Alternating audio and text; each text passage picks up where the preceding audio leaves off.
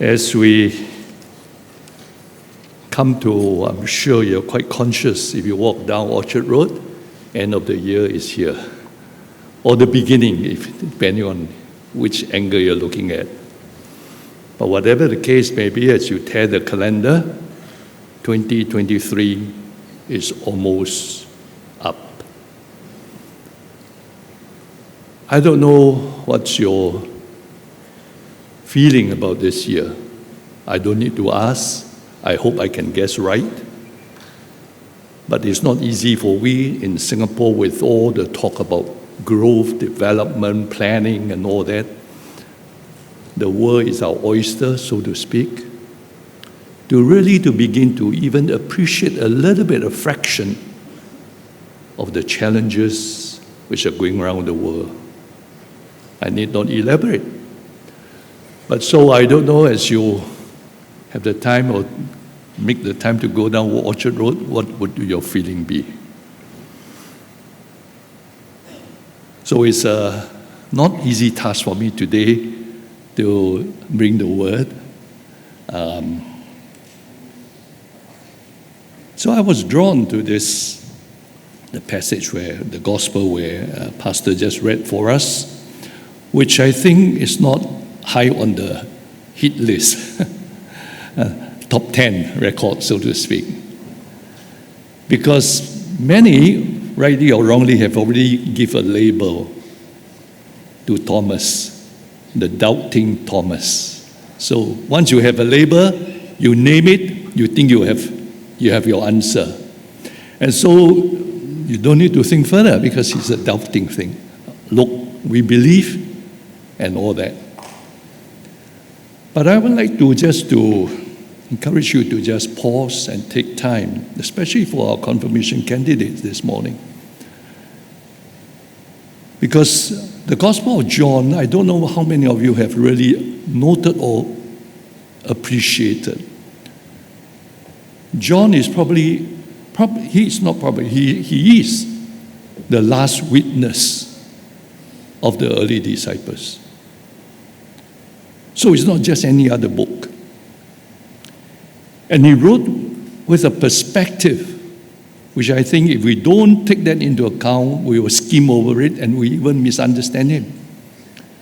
And he was writing after the destruction of the second temple. You know, with the destruction of the temple, the impact, existential impact on the people of God who was looking forward, and now he's built a greater temple. Sorry to say, Singaporeans, if the three towers of Marina Bay Sands has got bombed one day, what do you feel? And those who are PRC people, if the Great Wall, the Tiananmen Square, where they shouted, "Rise up, Chinese," is pulled down, what would you feel? We live in very challenging times, way beyond our understanding. How many of you has been through the war? It's just book knowledge to us, right? I've not been, but I can feel because I was quite near to it. So John's gospel, being the last of the first group of disciples, first witnesses, choose to write it, and he has no choice, he has to write it, so to set things right, or stabilize the ship, if you like to put it, because things are wavering already. Are you not wavering? Are you sure, so sure with all that your experience of Christianity and all that will see you through? God bless us. But let's listen to what John has to say. Coming from that perspective, I always call him a man with no second chance, because after him, no more faith gospel. So I'm sure you and I, especially those of us who are come of age, so to speak, more than the pioneer generation, I think some are beyond that, you will understand the last words of the departing man or the last man is most valuable. So And the Gospel of John ends in a very peculiar way. For one of the better words, I call a double ending. An ending without ending. Because as Pastor has just read to us chapter 20 and verse 30 there, it almost like give a summary. Now Jesus did many other signs which are not written, so that these are written so that you may believe and know that. That's a perfect ending, right? But then you have chapter 21. Has it ever occurred to you? Why? So that's why I say, for one or better description, a double ending, which might not be an ending, because you have a perfect ending, you don't need to go on, right? Now this is where I think we Christians today have to come to this point. Yes, we celebrate the first coming of the Lord. Very soon, Christmas, we are always talking, celebrate His coming again. But between then and His coming again, we don't know how long. Where He will put you and where He will put me. So the ending of John might be the more appropriate for us to have not just one ending, but double ending. Now, we have no time to go into the final ending of Peter. I'll leave it to Joel to preach on Peter next other time. So I want to try to do my best on Thomas, the first so-called ending, right? I think if you read verse 30, 31, it's almost a complete ending. But why did John record for us, or for the people of his time, to face the future where Christ is no more, has gone, the first disciples have gone? He's the only remaining witness. So we can see how precious that is. I hope we'll take him in that light. And the ending of that first ending, chapter 20, he chose to write in this way. In verse 24, it says, rather, if I could go to verse 26 there, 8 days later, his disciples were inside again. Thomas was with them, and although the doors were locked, Jesus came and stood among them. So it's common sense, plain sense, right? This was the second coming of Christ, second appearance, because the first one was on verse 19. On the evening of the day, the first day of the week, the doors were closed, but Jesus came and stood among them. So in verse 29, 8 days later, because it has to be on the day of the resurrection, or it's rising again. So it's not just any day. 8 days later, Jesus came again. So it really hit me. It was only John who recorded this. And I think it is significant the way that Jesus, after his resurrection, he doesn't just simply appear here and there. It's all with a very, very specific purpose. Audience. Not necessarily a big crowd. But in this place, in this instance of John chapter 20, initially, first day of the week, he appeared to the disciples. It was very clearly we know that Thomas was not there. So if you do your arithmetic, Judas was nowhere there, right? So we say maybe there was 10. Maybe there are others, but 10 of the early disciples were there. Judas was no more, and Thomas was not present. But no big deal. But the point, it seems, at verse 26, 24 and 26 there, 8 days later, I thought that was so touching. 8 days later, Jesus, after his resurrection, his appearance doesn't come by easily. Not on your call, And he appeared again after 8 days. But if we read the text properly, obviously, the other disciples were there, but it was more personal, directed to Thomas. And I think this is a great comfort, but also a great challenge. Sometimes, if your parents don't wait at the door, wait for you to come back, you feel happier, right? Or your grandparents sitting at the table there quietly until you settle down and say, so and so, come here. So why is the second appearance, and especially more specifically to Thomas?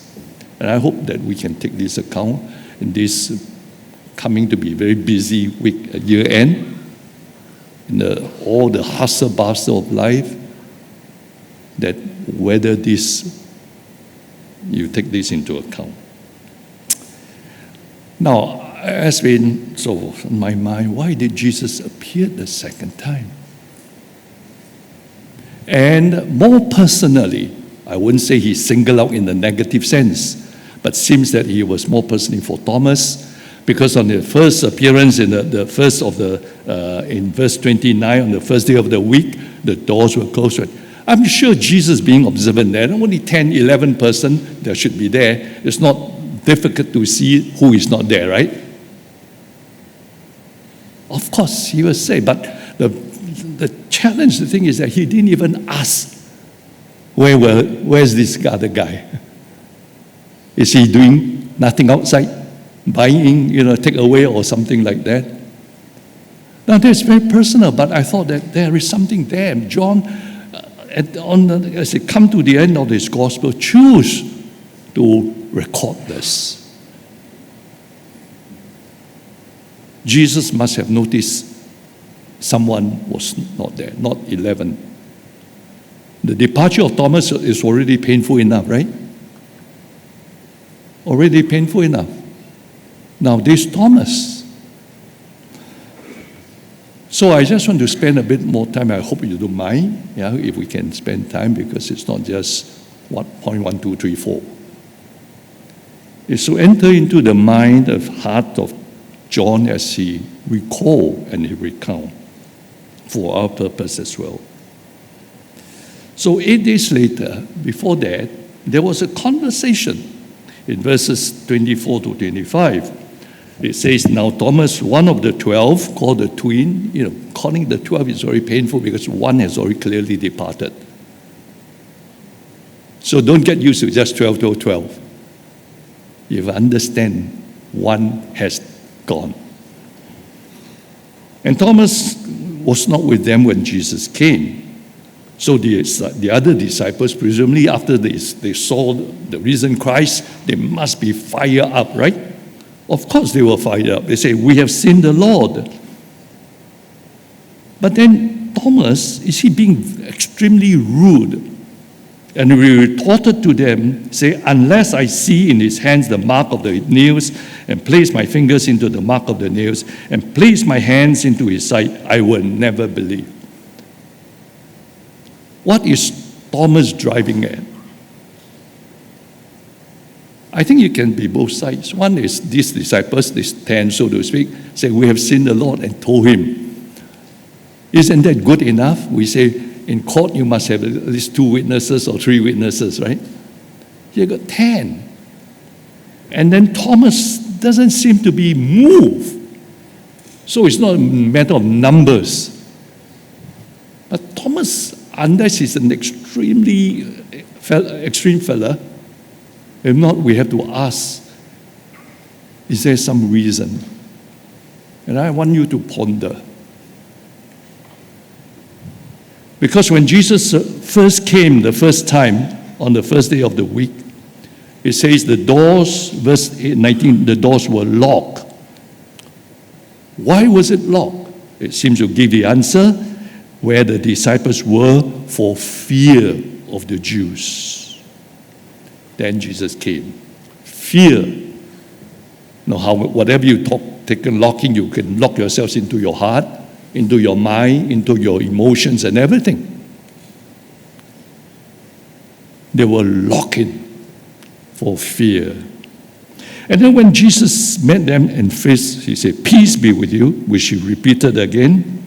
And then when the disciples were glad when they saw Jesus, and Jesus said, peace be with you, The Father sent me, so send I you, and breathe on them, receive the Holy Spirit.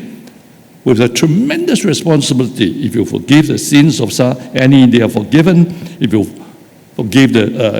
you withhold forgiveness, now that is a tremendous vocation and responsibility, not power and privilege. Having the life and death of people on what you say, how you say it. Now, do you want the privilege? Do we think we can carry that privilege? So the point is that when they saw Jesus and they were glad, is that all? Is that the most important response? Christians can be carried away because we know Jesus and others don't. Okay? So they were glad.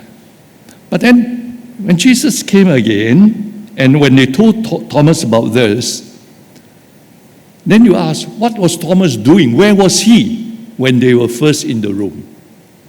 Have it ever occurred to you?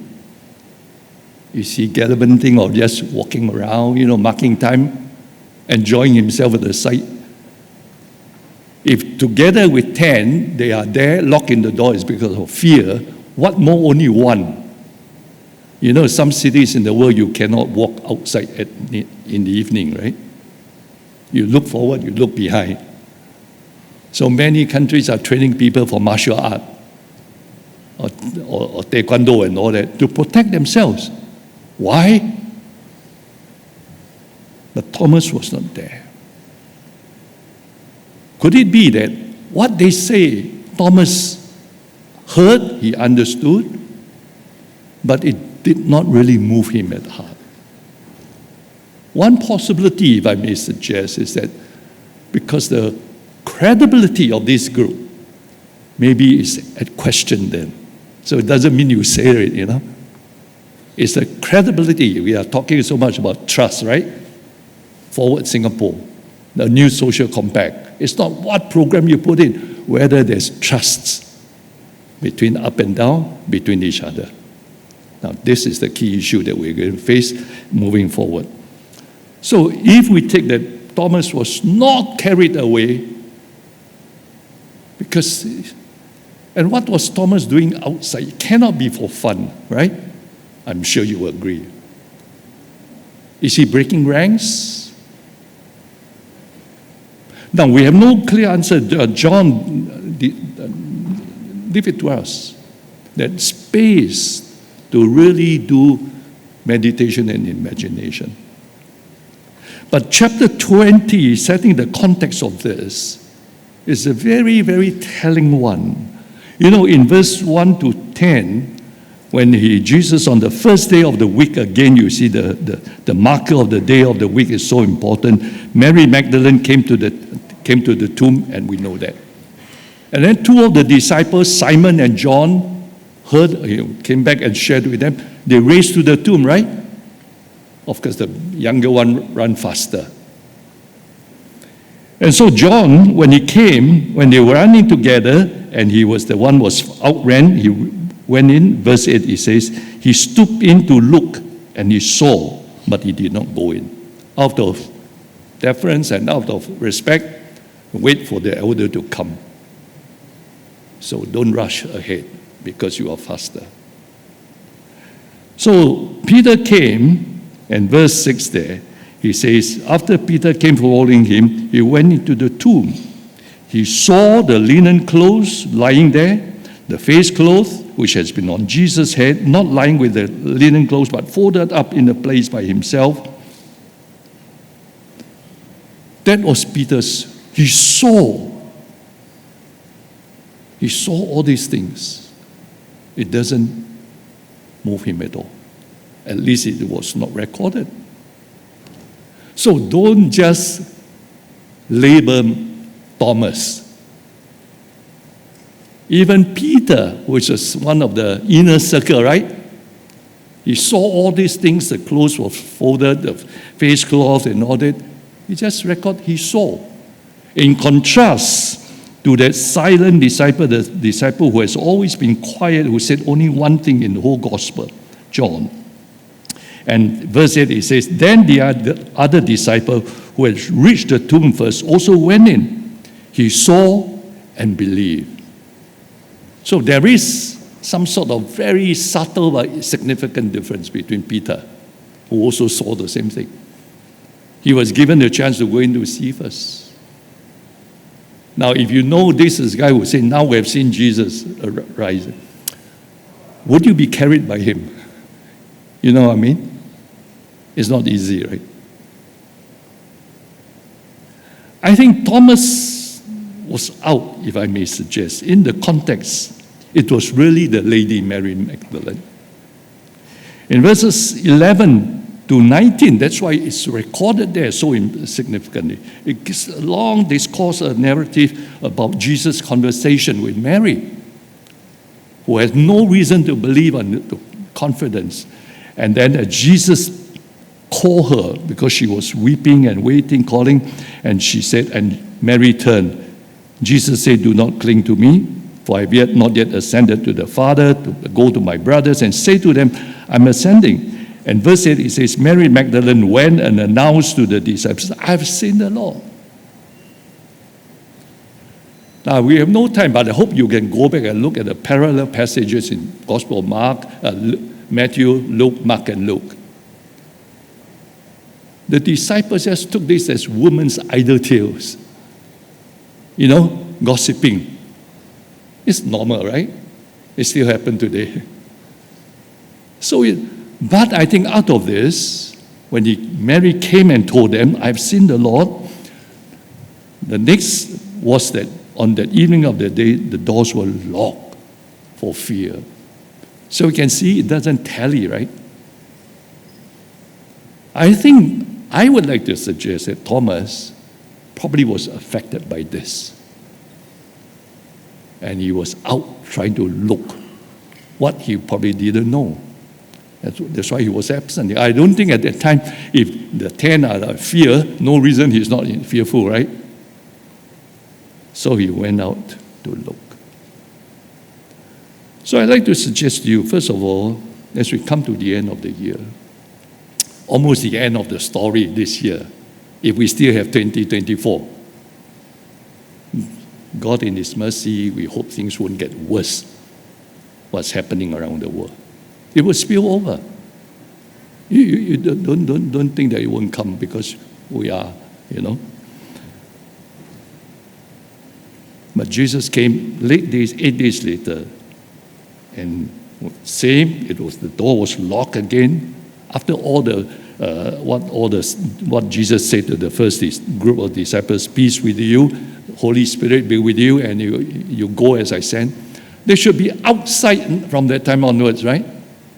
But they were not.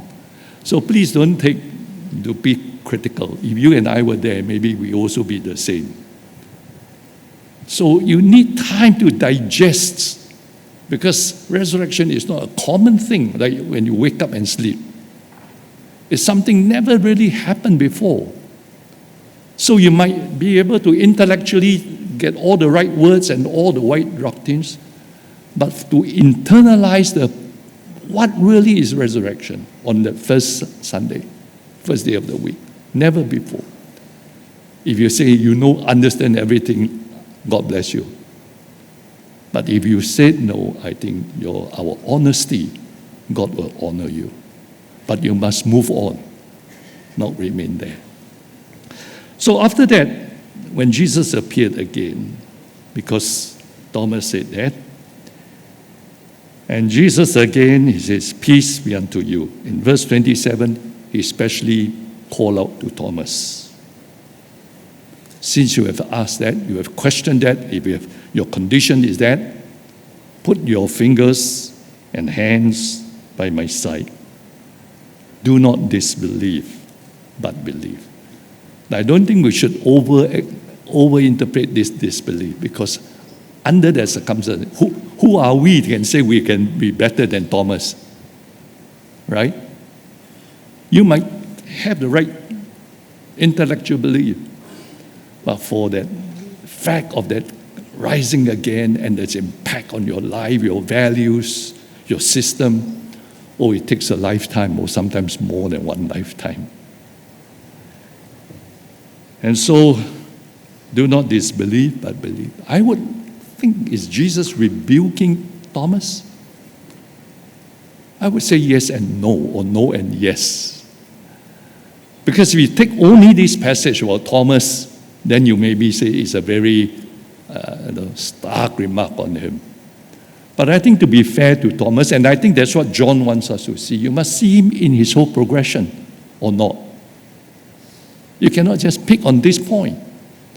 I think that there's some sort of special feeling out of the rest, the 11, that Jesus specially speak to Thomas, and I trust would be to you and to us personally.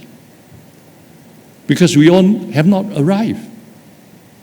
We probably need to be taken where we are, not to compare. Don't feel pressurized. God knows every individual where we are. And what we really are. It's not what we say, what we sing, what we, But at the quiet of the nights, your heart is open before the Lord. I think Jesus had a special touch for Thomas, while not agreeing with all his belief. It can be both ends, right? To affirm that you are not quite right, but yet at the same time, taking him on from where he is to move on. Now that's the beauty of on that last day, on the day when Jesus appeared again. And so Jesus said, do not disbelieve, but believe. Now that probably broke the camel back of Thomas. He doesn't need big arguments or theological debate or experiences. Just say believe. And the outcome of this is one of the greatest confession in the scriptures and our Christian doctrine in verse 28. Thomas then answered him, my Lord, my God. Peter didn't have any special response, right? When he went to the tomb. And you look at the other Gospels, when the lady Mary came and told them, they thought this is all old woman gossiping. So just don't be too harsh on Thomas, because then we will lose the benefit of, say, Thomas was specially, Jesus has special place for him. So that's Thomas. And so after making that confession, it's not just Lord. Lord is a common thing. Master, slave and the master is all Lord. But to bring the two things together, Lord and God, God is also Lord. It integrates. And I pray this is what Jesus wants. And it came out of the mouth of Thomas, bringing two things together. In life, there are many things who will have lordship over us. God, my Lord and my God. So we cannot, when John ends his gospel, so to speak, the first ending, cannot be a better confession. My Lord. He doesn't need long words. Just that confession. And because of this, it caused Jesus to go on to say in verse 19, Thomas, have you believed because you have seen me? Again, is it a rebuke? I think it's both and. Sometimes when the parents teaching the children, the younger generation, it sounds like a rebuke, but because there's love behind, right? They want them to grow, to mature, but it has to be this way. And when Jesus said that, Thomas caused Jesus to say one of those great sayings, we begin with the word blessed. It's not Peter. Peter never caused Jesus to respond in that way, or other disciples. Thomas, after saying all this, and Jesus asked, have you believed only because you have seen? Blessed are those who have not seen and yet have believed. Blessed is not used often. Look at Psalm 1. Blessed are those, and the Sermon on the Mount, right? It's very rare. And for Thomas, of that experience encounter, to bring this out in Jesus as a last statement of John, so to speak, what a tremendous thing he has done. Because from this time onwards, well, people will have to believe in Jesus by not seeing, because he has risen. So it is the witnessing, the quality of the witnessing, not out of fear. Prepared to go out, as I suggested Thomas.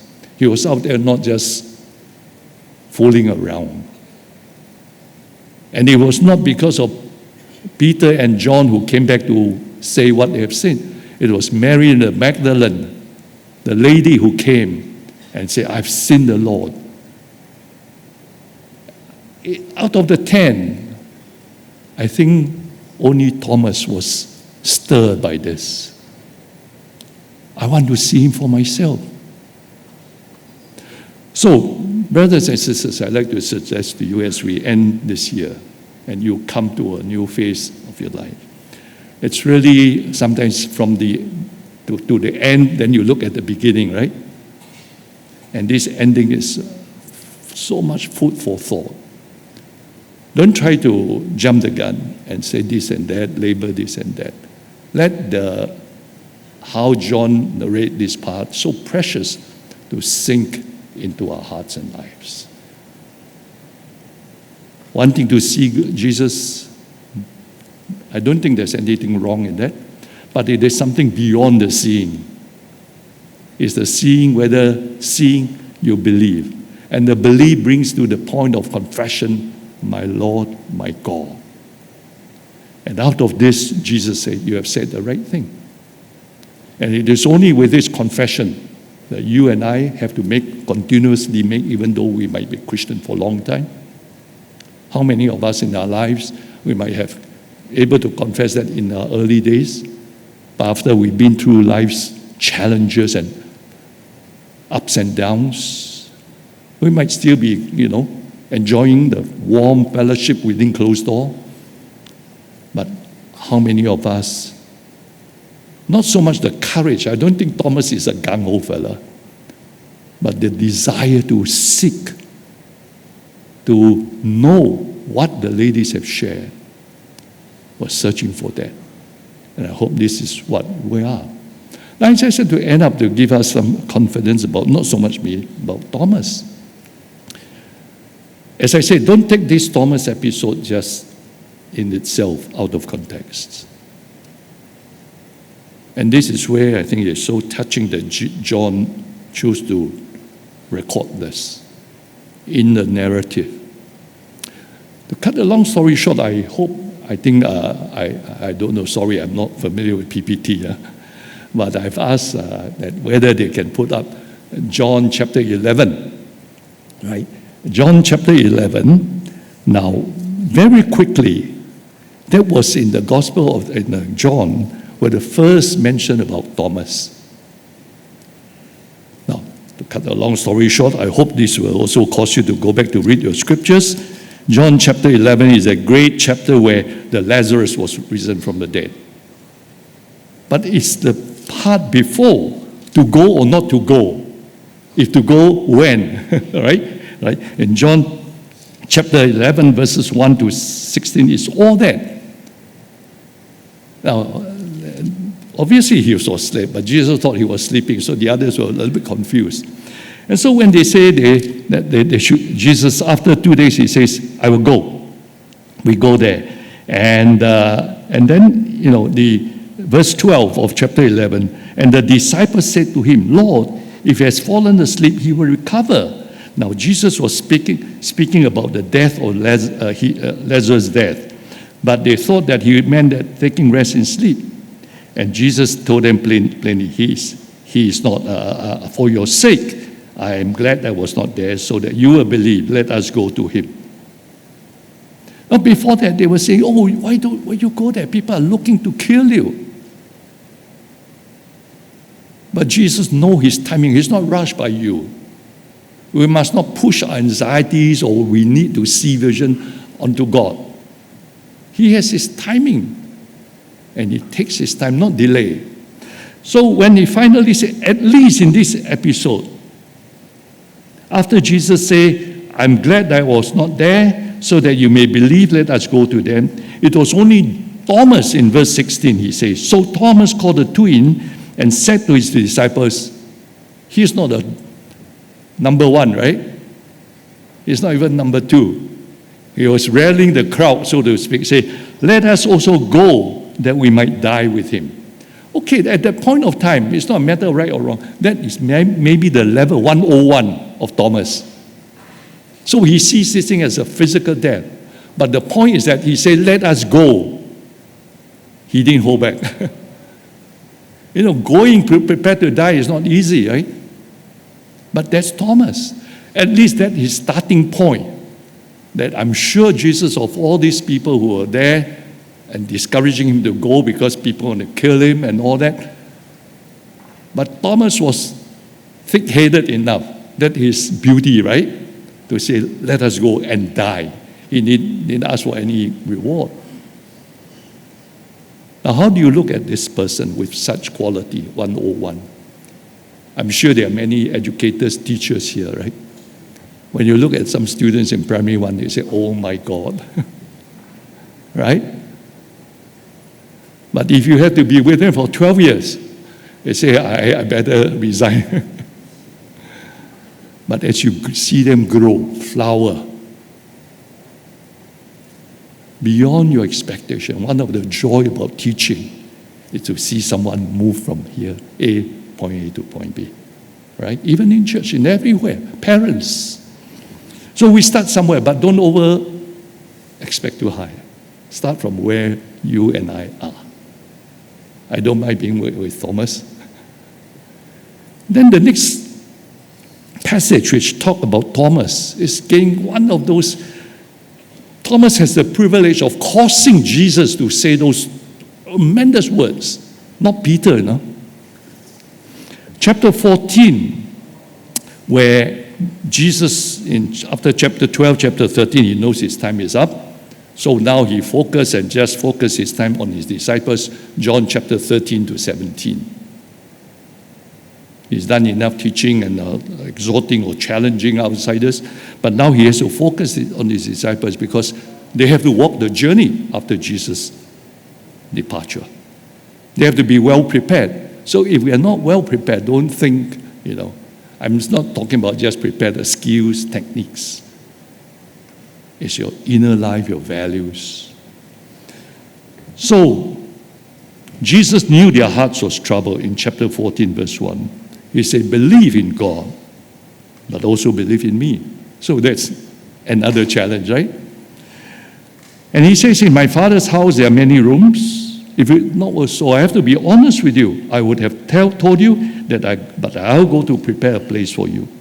But more important, he says, if I go and prepare a place for you, I will come again and take you to myself, that where I am, you may be also. And then they said, where are, and talking about, say, and they say, and Jesus make it more challenging. You know where I am going. And it's only Thomas responded. Thomas responded to say, Lord, we do not know where you are going. Isn't that honesty? Don't try to be what you are not. We do not know you, where you're going. How can we know the way? This is logical, right? It's very honest. And because of this, it caused Jesus to say that tremendous important word. And Jesus responded by not rebuking him, but saying what? I'm the way, the truth, and the life. No one comes to me, to the Father, except through me. If you have known me, you would have known my Father also. And from now on, you do know him and have seen him. So I just want to recap these two episodes about Thomas, chapter 11 and 14. So he's moving from 101, if we put it. And coming to chapter 14, obviously he's moved on a bit higher, right? Maybe 201, or you want to give him 301, I don't know. Depending on how do you mark the grades of your students' essay, right? But coming to the end, chapter 20, it's not 201, 301, 401. It's gone beyond the normal. beyond the normal calculation. And it came about because of the deeper interaction, engagement, conversation between Jesus and Thomas, and brought him to the point, my Lord, my God. I pray that our confirmees today, I don't know where you are, your life journey, but sooner or later, you must start from 101 and move on. Now come to the point where you can say that. Because after that, Jesus risen again.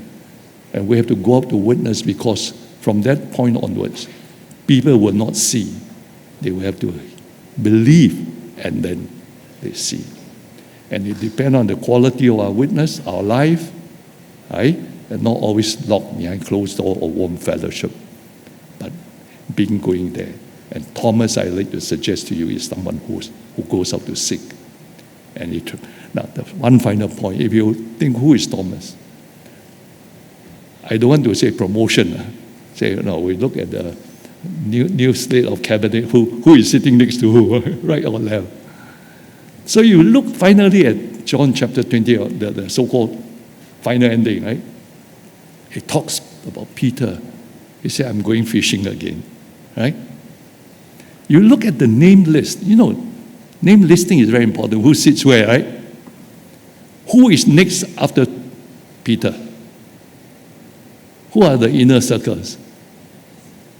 If you look at chapter 21, the next name after Peter is Thomas. He's moved up the rank. Maybe he was so stunned. I'm not in the inner circle, right? But you look at it, he's named the second. Of course, naming list is very important. So may I just encourage all of us, as we come to the end of this unprecedented year, if you think you have all the answers, you have to, face up to the situation. And I think Thomas is someone who is honest, who speaks only where he is. But the Lord knows there's something inside this man, a nugget to be shaped, to become a diamond. And Thomas gradually. So finally, where Thomas, we have no more record of him. But the tradition of the church is that he probably, more than St. Paul's, he crossed a further distance. He was called the Apostle of India. That's why we have now a Matoma Church. Cross ocean where no one crossed. Paul was just going to the Mediterranean, the civilized world, the Roman Empire, right? But he crossed there. Whether it's legend or not, but the church there in India fully believes that he is the disciple, apostle of India. This is Thomas. I hope at the end of the year, as we wait for the second coming or return and all that, while waiting, we must be willing to allow the Lord to take us on. And we are prepared to move on. May the Lord bless all of you. Amen.